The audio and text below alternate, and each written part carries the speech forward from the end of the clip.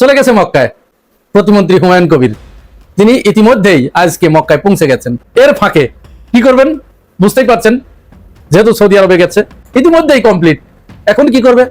এই খবর বলার সাথে সাথে ওই পাশ থেকে কাঁটাতারের বেড়ার ওপার থেকে বাংলাদেশ, আজকের বাংলাদেশ আর আগামী 10 বছর পরের বাংলাদেশ অনেক দূর আমরা এগিয়ে যেতে পারবো যদি মক্কা চুক্তিতে আমরা সই করি। সেজন্য মক্কা চুক্তিটা আমাদের জন্য নিয়ামত। ভারত কিছুতেই মেনে নিতে পারছে না মক্কা চুক্তিতে বাংলাদেশ যে যুক্ত হচ্ছে। বাংলাদেশের ভারতের দরকার নাই, ভারতের এখন বাংলাদেশকে দরকার। কারণ আমরা যদি না থাকি তাহলে চীন কিন্তু শিলিগুড়ি করিডোর খেয়ে ফেলবে। আমরা যদি তাদেরকে সহায়তা না করি তাহলে কিন্তু এদিক দিয়ে যেই মনে করেন যে টানটা আপনি এদিক দিয়ে চুলকাইতে পারতেন, এখন আপনি এইভাবে ঘুরে আসে চুলকাইতে হবে। তো এটাতে কষ্ট আছে। তাহলে গোপালগঞ্জের নাম পাল্টান। গোপালগঞ্জের নাম পাল্টিয়ে রাখতে হবে শহীদ আবু সাইদ নগর। আর টঙ্গিপাড়ার নাম পাল্টিয়ে রাখতে হবে শহীদ উসমান হাদি নগর। আর ডানমন্ডি 32-এর নাম পাল্টে রাখতে হবে বাংলাদেশ ন্যাশনাল পাবলিক টয়লেট। তখন মানুষ আরামসে মুজিববাদের উপরে পায়খানা করবে। প্রিয় দর্শক, বাংলাদেশ তৈরি হওয়ার পর থেকে শুরু করে হয়তোবা এ পর্যন্ত বাংলাদেশের সরকারগুলো যতগুলো সিদ্ধান্ত নিয়েছেন তার মধ্যে বর্তমান সরকার অর্থাৎ বিএনপির সরকার এমন একটি সিদ্ধান্ত নিতে চলেছে যা আগের কোনো সরকারই নিতে তো পারেনি, বরং তারা সেখানে ব্যর্থ হয়েছিল। প্রিয় দর্শক, হঠাৎ করে আলোচনায় এসেছে মক্কা সামরিক জোট। অর্থাৎ আপাতত 3টি দেশ মিলে তারা একটি জোট গঠন করেছে যে এই 3টি দেশের মধ্যে যে কোনো একটি দেশ অন্য কোনো শত্রু দেশ দ্বারা আক্রান্ত হলে তবে বাকি 2টি দেশ তাদেরকে বিনা প্রশ্নে সাহায্য করতে বাধ্য থাকিবে। প্রিয় দর্শক, এবার আর সেই 3টি দেশ থাকছে না, বরং সেখানে যুক্ত হচ্ছে বাংলাদেশের মতো ক্ষুদ্র একটি দেশ, এবং এতে করে সবচাইতে বেশি লাভবান হতে চলেছে বাংলাদেশই। কেননা বাংলাদেশ প্রতিনিয়ত ভারতের দ্বারা প্রতারিত হয়ে এসেছে এবং ভারতও প্রতিনিয়ত বাংলাদেশকে দখলে নেয়ার পরিকল্পনা করেছে, এবং তারা তো প্রকাশ্যে বলেছেই যে তারা অখণ্ড ভারত গড়তে চায়, এবং অখণ্ড ভারত যদি গড়তে চায় তাহলে অবশ্যই বাংলাদেশকে তাদের দখলে নিতেই হবে। তো বাংলাদেশ যদি এই সামরিক জোটে অংশগ্রহণ করে তবে বাংলাদেশকে ভারতের দখলে নেওয়ার স্বপ্নই থেকে যাবে। কেননা বাংলাদেশকে ভারত যদি কোনোভাবে আক্রমণ করে তবে সৌদি আরব, তুরস্ক এবং পাকিস্তান ভারতের উপর আক্রমণ করতে বাধ্য থাকবে। তো প্রিয় দর্শক, এখন প্রশ্ন হচ্ছে আপনারা কি মনে করছেন, বাংলাদেশের কি আসলে উচিত হবে এই জোটে অংশগ্রহণ করা? সেটি অবশ্যই কমেন্ট করে জানিয়ে দিবেন। এর সাথে সাথে ভিডিও শুরুতে আপনাদের আরো যে ভিডিওগুলোর অংশ বিশেষ দেখিয়ে শুরু করেছিলাম সেই ভিডিওগুলোর বিস্তারিত আলোচনা দেখে আসবো। তবে তার আগে বলি, যারা এখনো চ্যানেলটি সাবস্ক্রাইব করেননি সকলে চ্যানেলটি সাবস্ক্রাইব করে পাশে থাকা বেল আইকনটি বাজিয়ে দিবেন। আর যারা ইতিমধ্যে সাবস্ক্রাইব করে রেখেছেন তাদের সকলকে অসংখ্য ধন্যবাদ। তো চলুন একটি লাইক দিয়ে আমরা ধারাবাহিকভাবে সবগুলো ভিডিওর বিস্তারিত আলোচনা দেখে আসি। চলে গেছে মক্কায় প্রতিমন্ত্রী হুমায়ুন কবির। তিনি ইতিমধ্যেই আজকে মক্কায় পৌঁছে গেছেন। কেন গিয়েছেন, সেখানে গিয়ে কি করবেন? 27 তারিখে ওআইসির পররাষ্ট্র মন্ত্রীদের একটি সম্মেলন, সেখানে তিনি বাংলাদেশের প্রতিনিধিত্ব করবেন। এর ফাঁকে কি করবেন বুঝতেই পারছেন, যেহেতু সৌদি আরবে গেছে। এই খবর বলার সাথে সাথে ওই পাশ থেকে কাঁটাতারের বেড়ার ওপার থেকে বাংলাদেশের কয়েকটা পত্রিকার সম্পাদককে কড়া করে ধমক দেওয়া হলো, এই বলে তোমরা কি করছো এখনো? কেন এই যে কারি অর্থ তোমাদের পিছনে ঢালছি, এগুলো কোথায় যাচ্ছে? কাদের পিছনে ঢালছি? এখনো তোমরা এই ব্যাপারে কোনো ব্যবস্থা নিতে পারছো না। সে তো পুরো জেদ্দাতে চলে গেল প্রায়, তাহলে তোমরা কি করছো?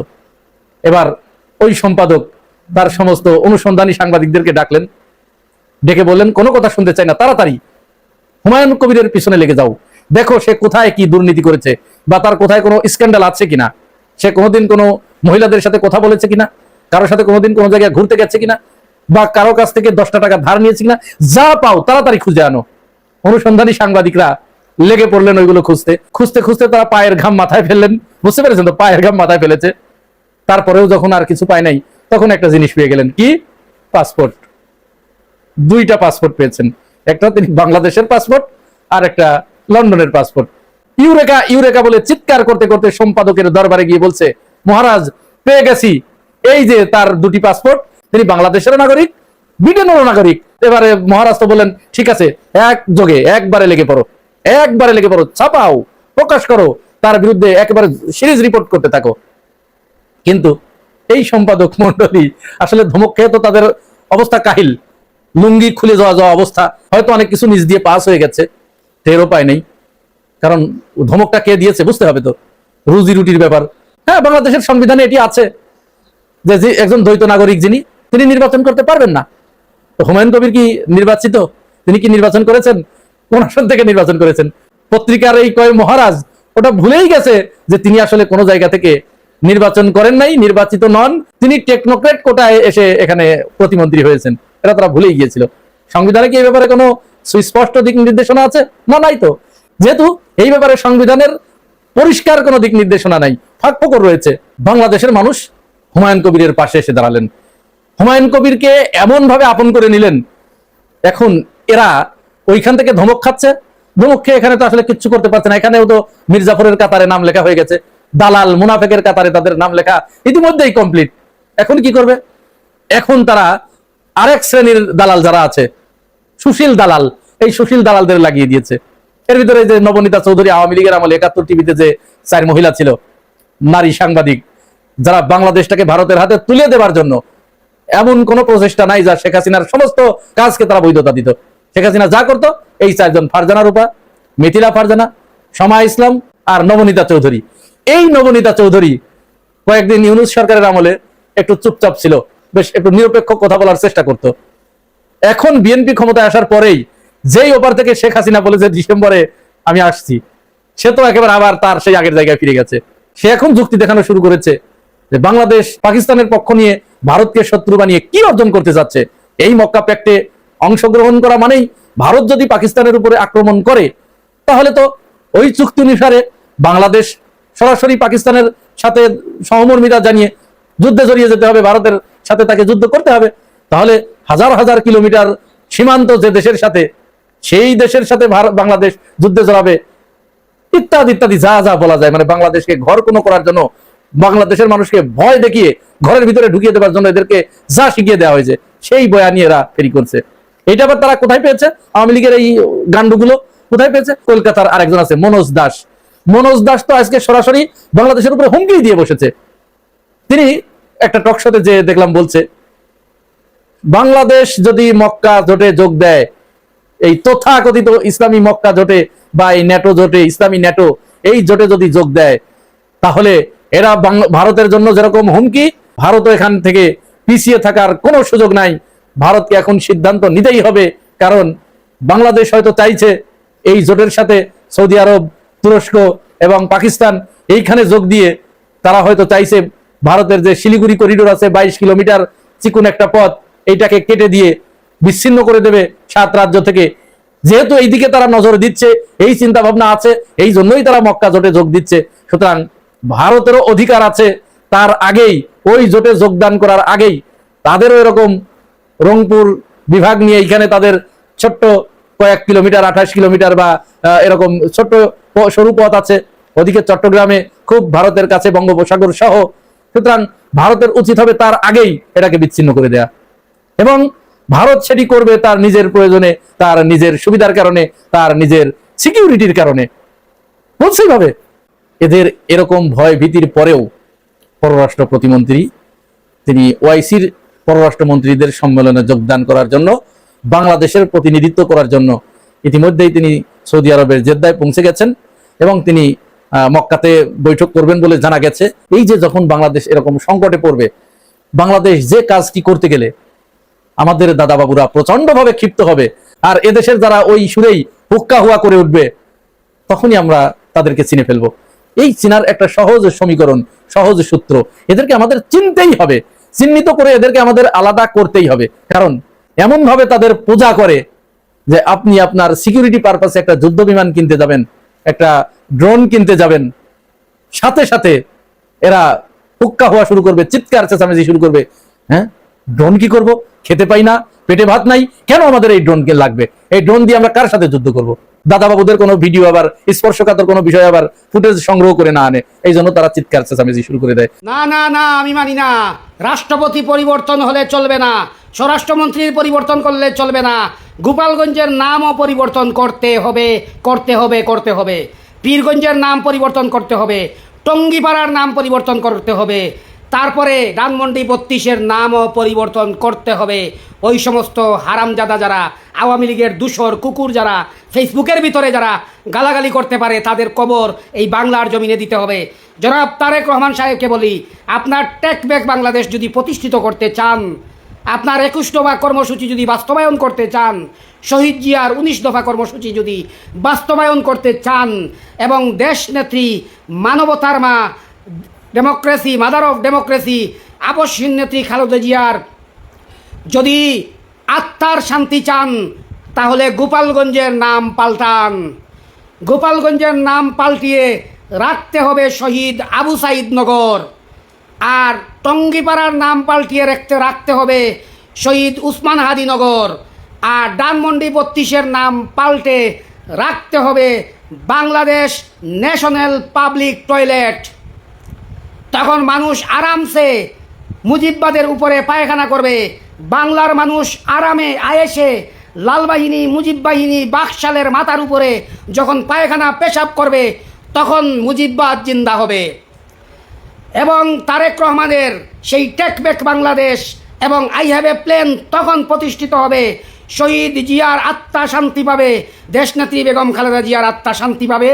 যারা আরাফাত রহমান কুকুকে হত্যা করেছে সেই বিচার যদি বাংলার জমিনে করা হয়, বাংলার জমিনে যদি 111-এর বিচার করা হয়, যেই 111 আপনার মেরুদণ্ড ভেঙে দিয়েছিল, যেই 111 আপনার ভাইকে আপনার কলিজা থেকে সরিয়ে দিয়েছিল, যেই 111 আপনার মমতাময়ী মা দেশনেত্রী খালেদা জিয়া, আমার নেত্রী, 4 দলীয় ঐক্যজোটের নেত্রী, গণতন্ত্রের নেত্রী, গণতন্ত্রের মানসকন্যা, জননেত্রী, দেশমাতা, দেশ নেত্রী